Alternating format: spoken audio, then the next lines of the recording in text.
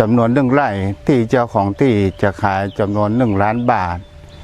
ถ้าบ่ซื้อในตอนนี้อนาคตต่างไปหน้าคงจะมีราคาแพงเพราะว่าที่ดินในระแวกตำบลหนองหานราคาประเมินอยู่ตารางวาละ10,000 บาทนี้ก็ขอทางเจ้าของเปิ่นขาย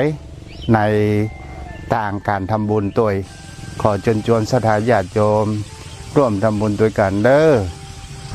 วัดทุ่งปากเก็ตถึงอยู่ห่างไกล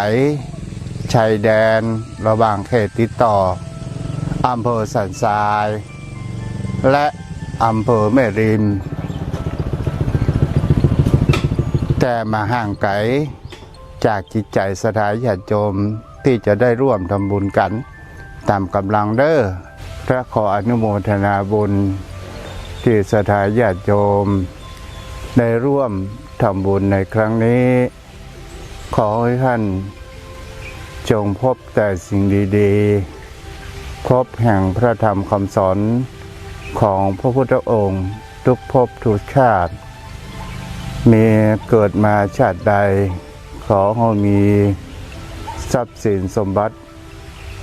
อันเป็นที่ดินตลอดจนถึงมีแห่งอริยทรัพย์